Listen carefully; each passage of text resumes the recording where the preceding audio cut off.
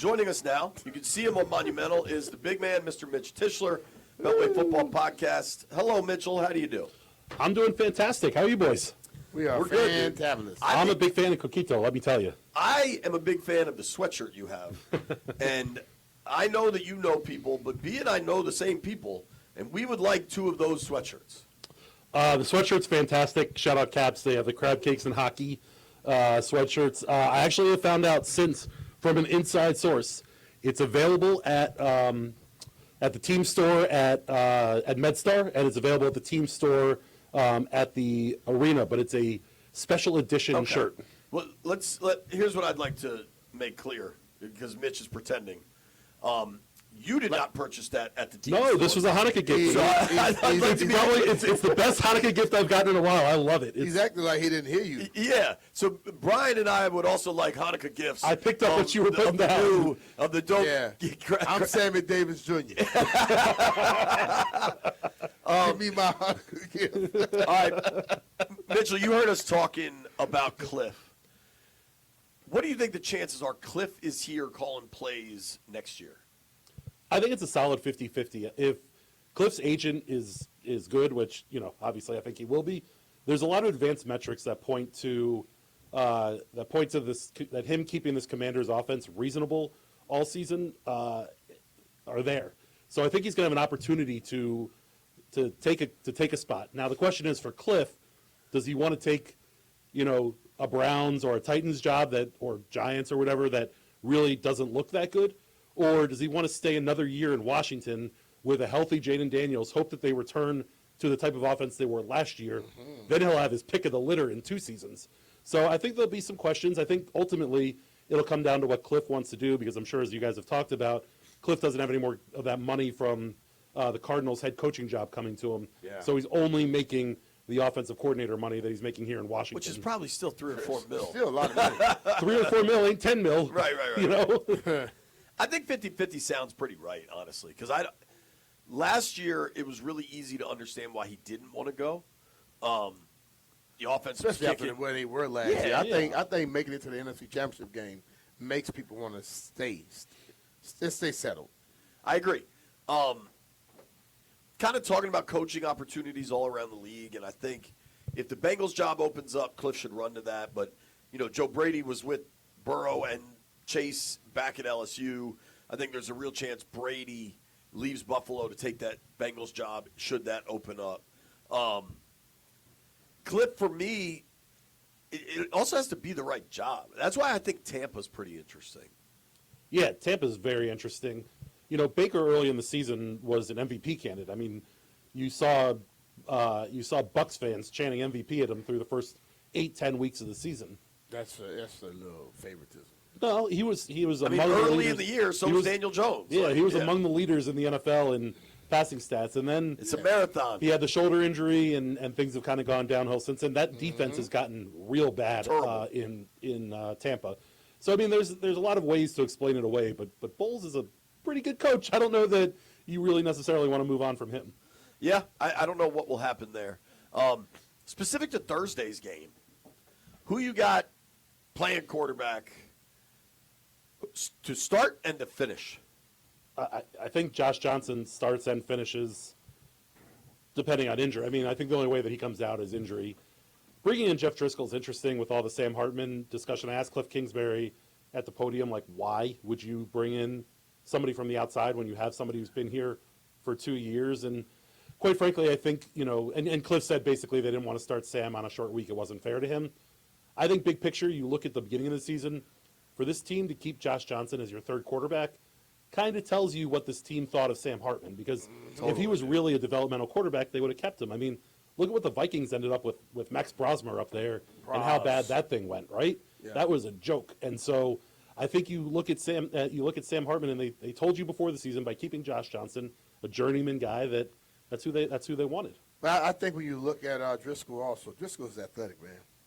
So it's when he was there last year, you could see him move around and things like that. He can move, he can throw the ball, and I just think he gives you a better chance if he had to go in. I mean, in a bubble, I totally agree with that. In a bubble, if you're going Hartman versus Driscoll, let's just say preseason a team needed to pick a player to start, Yeah. I don't think it's particularly close. I think Jeff Driscoll's winning that 99 times out of 100. So, maybe it's an indictment on Sam Hartman and the development that he's had here. But we also saw he didn't quite have a strong enough arm for an NFL field. Then he had surgery. And then the shoulder surgery. Right. So, You talk about Baker has a shoulder injury, so it's like if you can't throw it, certain passes you can't throw, you're not gonna be a quarterback in this league.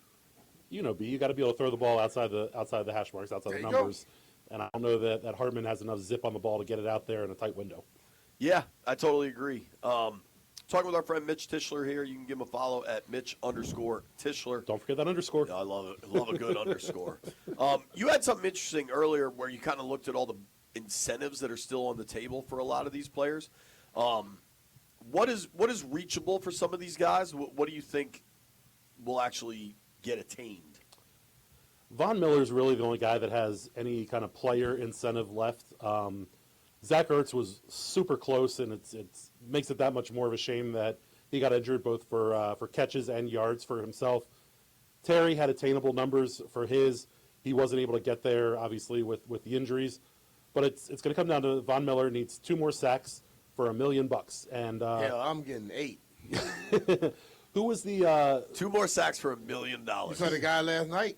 right? That's what I was going to say. After he got the he catch, got 500 G's, baby. so Von already has 500 in the can for getting 7 sacks. 9 was Gets 9, the he next gets a level mil. up. He gets a mil.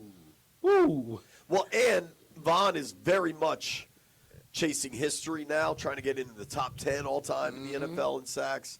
Maybe even there's such a the NFL's total sack numbers are really interesting because Dak, you don't need no money. I got 10,000 I could donate to your charity. well, it's also that's interesting. But like nobody, maybe like Garrett down the road, but like Von Miller is not going to catch Bruce Smith, Reggie White. Like the top 2 at 200 and 198 is so far away.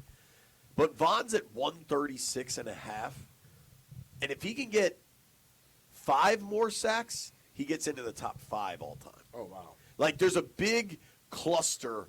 Strahan, Jason Taylor, Terrell Suggs, DeMarcus Ware, Richard Dent, John Randall are all within 5 sacks of where Von is right now. Von is 12th. He with just 3. What's he need? 2 sacks to get the mill? 2 sacks for $1 million, 4 sacks for 1.5, and 5 sacks for $2 million. But also, if he gets 2 more sacks this season, that gets him into the top 10, tied with DeMarcus Ware all time. So, like, for Von, this stuff matters. Well, and we've heard Von talk about on his podcast that he wants to come back to Washington next year and run this thing back. Situational pass rusher, hopefully more situational than he was forced into playing this year. I'm bringing him back. Reggie White played in more of a solid 3-4, and he has how many sacks? 198. Yeah. Also, only in 16 a league games. where they were running the ball more than they were throwing it, with 16 games. How many sacks would he have if he was playing a day?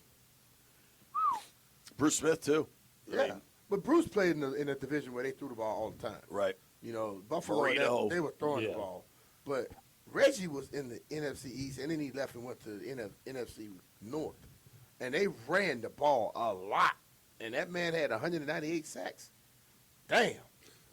I mean, you look at people like Vaughn. Vaughn is amazing. 60 sacks behind. Right. Yeah. I mean, he's a Think no about doubter, that. first ballot Hall of Famer, right? Yes. Man, and listen, bro, I watched Reggie do the club and grown men, 300 plus, go airborne. That's power. That's special, man. Him and Jumpy together, bro, their little moves getting to the quarterback, the strength they had was ridiculous. I'm kind of surprised LT's numbers. This is weird. So ESPN.com has LT all time at 132.5. This must just be regular season. Because Pro Football Reference has LT's number at 142. No, that's regular season too. That's an odd discrepancy to be 10 off like that. Well, just let you know, that 4,999 probably over 5,000. You need a stat They be correction. screwing people, man. You need a stat correction. But look, the thing about LT, he'll probably have 3 sacks in the game, and then he will disrupt your whole running game. And knock out your quarterback. Yeah, it's bad dude, bro. I guess Frankie Louvu is at 3 sacks on the season. If he gets to 6, he gets $325K. So maybe he's another guy that you can look at in terms of player incentives potentially getting there. But yeah, there's not a lot. I mean, when you look at this, he and Von Miller sacked the quarterback together. He ends up with 1 because he got a half and a half, and Von ended up with 1. Well, dude, he got a half and a half. apparently, and they both missed that thing.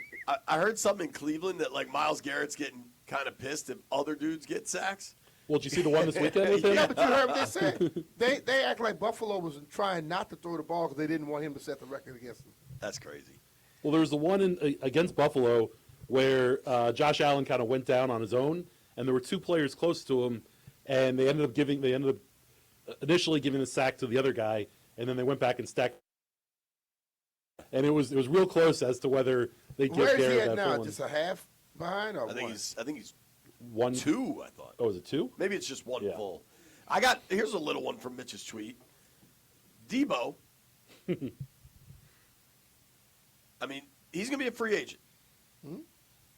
He does, however, get $25K per game game bonus. Let's say he nicks something up.